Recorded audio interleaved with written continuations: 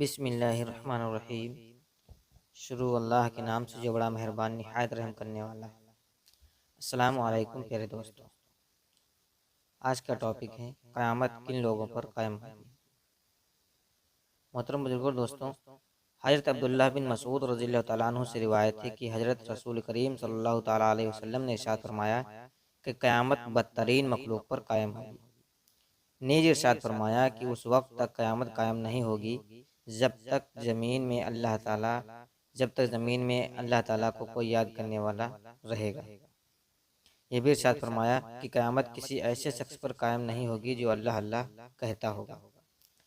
ایک طویل حدیث میں ہے، چونکہ کسی مسلمان کی موجودگی میں قیامت قائم نہیں ہوگی، اس لیے دنیا کے اسی لیل و نہار کے ہوتے ہوئے اچانک اللہ تعالیٰ ایک عمدہ ہوا بھیج دیں گے جو مسلمانوں کی بغلوں میں لگ کر ہر مومن ہر مسلم روح کی قبض کر لے گا، اور بدترین لوگ باقی رہ جائیں گے جو سب کے سامنے بے حیائی سے گدھوں کی طرح عورتوں سے زنا کریں گے۔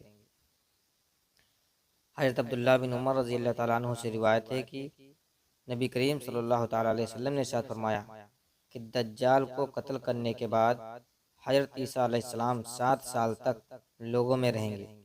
اس دور میں دو آدمیوں کے درمیان ذرا دشمنی نہیں ہوگی۔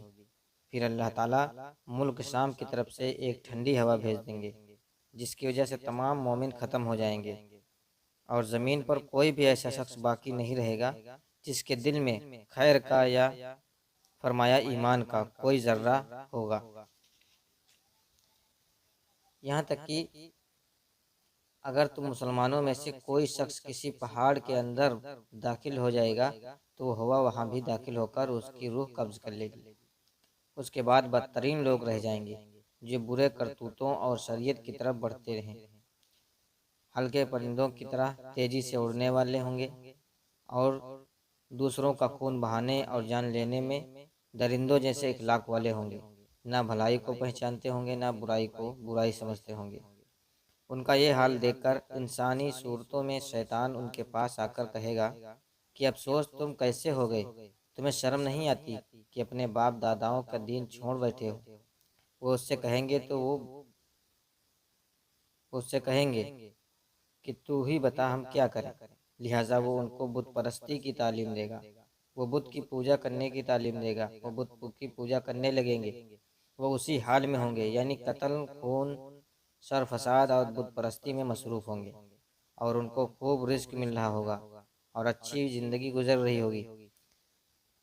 سور پھونک دیا جائے گا، سور کی آواز سب ہی سنیں گے، جو سنتا جائے گا وحشت کے سبب حیران ہو کر ایک طرف کو گردن جھکا دے گا اور دوسری طرف کو اٹھا دے گا۔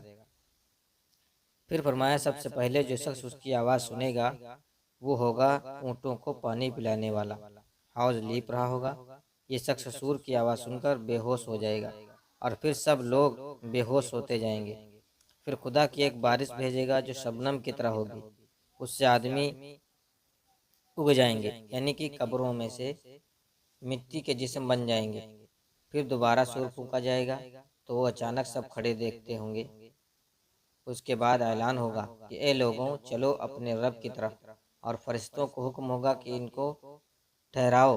ان سے سوال ہوگا، پھر اعلان ہوگا کہ ان سارے مجمع سے دوزخیوں کو علیحدہ کر دو۔ اس پر دریافت کیا جائے گا اللہ جل شانہ کی کس تعداد میں سے کتنے دوزخی نکالے جائیں۔ جواب ملے گا ہر 1000 میں سے 999 دوزخی نکال لو۔ اس کے بعد صلی اللہ تعالیٰ علیہ وسلم نے فرمایا کہ وہ دن ہوگا کہ جس کی ہیبت اور دہشت سے بچے بوڑھے ہو جائیں گے، اور یہ دن بڑا ہی مصیبت کا دن ہوگا۔ حدیث شریف سے معلوم ہوا کہ قیامت قائم ہونے کے وقت کوئی مسلمان دنیا میں موجود نہیں ہوگا۔ اس عجیب مصیبت سے خداوند عالم ان انسانوں کو محفوظ رکھے جن کے دل میں ذرا سا بھی ایمان ہوگا۔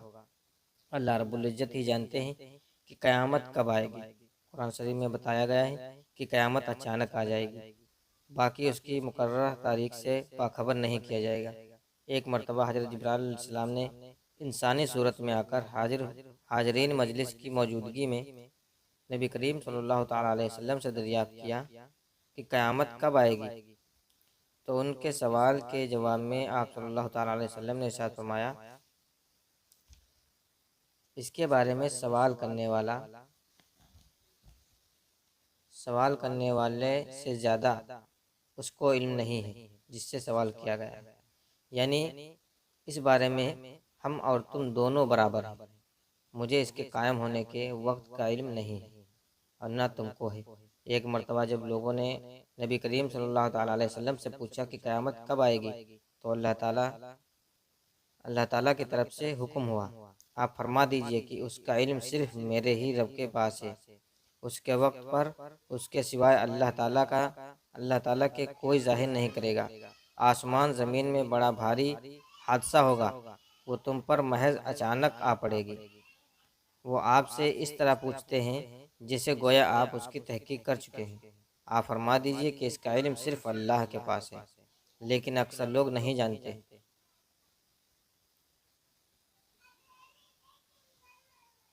بلکہ وہ آ جائے گی اچانک ان پر اور ان کو بدحواس کر دے گی، نہ اس کے ہٹانے کی اس کو قدرت ہوگی، نہ اس کو مہلت دی جائے گی۔ اس آیت مبارکہ سے اور اس سے پہلے آیت سے معلوم ہوا کہ قیامت اچانک آ جائے گی۔ نبی کریم صلی اللہ تعالیٰ علیہ وسلم نے ارشاد فرمایا کہ البتہ قیامت ضرور اس حالت میں قائم ہوگی کہ دو شخصوں نے اپنے درمیان خرید فروخت کے لیے کپڑا کھول رکھا ہوگا اور وہ ابھی معاملہ طے کرنے اور کپڑا لپیٹنے بھی نہ پائیں گے کہ قیامت قائم ہو جائے گی۔ پھر فرمایا البتہ قیامت ضرور اس حال میں قائم ہوگی کہ ایک انسان اپنی اونٹنی کا دودھ نکال کر جا رہا ہوگا اور پی بھی نہیں سکے گا، اور قیامت یقیناً اس حال میں قائم ہو جائے گی۔ انسان اپنا حوض لیپ رہا ہوگا اور ابھی اس میں مویشیوں کو پانی بھی نہ پلا پائے گا، اور واقعی قیامت قائم ہو جائے گی۔ اس حال میں قائم ہوگی کہ انسان اپنے منہ کی طرف لقمہ اٹھائے گا اور اسے کھا بھی نہیں سکے گا، یعنی جیسے آج کل لوگ کاروبار کر رہے ہوں، اسی طرح قیامت کے آنے سے پہلے دن بھی مشغول ہوں گے۔ اچانک قیامت آ پہنچے گی۔ جس دن قیامت قائم ہوگی وہ جمعہ کا دن ہوگا۔ حضرت سیدنا نبی کریم صلی اللہ تعالیٰ علیہ وسلم نے ارشاد فرمایا کہ سب دنوں سے بہتر جمعہ کا دن ہے۔ اسی دن آدم علیہ السلام پیدا کیے گئے، اور اسی دن وہ جنت میں داخل کیے گئے، اور اسی دن جنت سے نکالے گئے، اور قیامت جمعہ کے دن قائم ہوگی۔ دوسری حدیث میں ہے کہ نبی کریم صلی اللہ تعالیٰ علیہ وسلم نے فرمایا کہ جمعہ کے دن قیامت قائم ہوگی، ہر مقرب فرشتہ اور آسمان اور زمین اور پہاڑ اور سمندر یہ سب جمعے کے دن سے ڈرتے ہیں کہ کہیں آج قیامت نہ آ جائے۔ قیامت کی ابتدا سور پھونکنے سے ہوگی۔ نبی کریم صلی اللہ تعالیٰ علیہ وسلم نے ارشاد فرمایا کہ ضرور ایک ایسا سینگ ہے جس میں پھونکا جائے گا۔ یہ بھی ارشاد فرمایا کہ مزے کی زندگی کیوں کر گزاروں گا، حالانکہ سور پھونکنے والے فرشتے نے منہ میں سور لے رکھا ہے اور اپنا کان لگا رکھا ہے اور ماتھا جھکا رکھا ہے، اس انتظار میں ہے کہ کب سور پھونکنے کا حکم ہو۔ سورہ مدثر میں سور کو ناقور فرمایا ہے، چنانچہ ارشاد ہے پھر جب ناقور یعنی سور پھونکا جائے گا تو وہ کافروں پر ایک سخت دن ہوگا جس میں ذرا آسانی نہ ہوگی، اور سور پھونکا جائے گا سو بے ہوش ہو جائیں گے جو بھی آسمانوں اور زمین میں ہیں، سوائے ان کے جن کا ہوش میں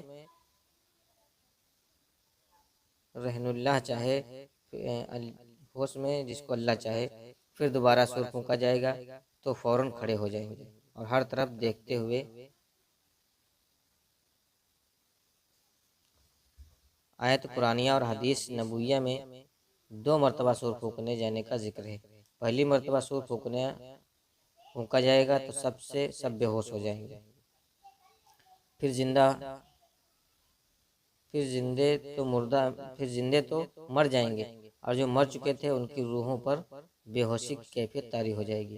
اس کے بعد دوبارہ سور پھونکا جائے گا تو مردوں کی روحیں ان کے بدنوں میں واپس آ جائیں گی، جو بے ہوش تھے ان کی بے ہوشی چلی جائے گی اور افاقہ ہو جائے گا۔ اس وقت عجیب و غریب حال دیکھ کر سب حیرانی سے تکتے ہوں گے اور خداوند کریم کی بارگاہ میں پیشی کے لیے تیزی سے ساتھ حاضر کیے جائیں گے اور سور میں پھونکا جائے گا پس اچانک وہ اپنے رب کی طرف جلدی جلدی پھیل پڑیں گے، کہیں گے کہ ہائے ہماری خرابی، کسی نے ہم کو اٹھا دیا۔ ہمارے لیٹنے کی جگہ سے جواب ملے گا کہ یہ وہ ماجرا ہے جس کا رحمان نے وعدہ کیا ہے اور پیغمبروں نے سچی خبر دی، بس ایک چنگھاڑ ہوگی، پھر اسی وقت وہ سب کے سب ہمارے سامنے حاضر ہو جائیں گے۔ یعنی کوئی نہ کوئی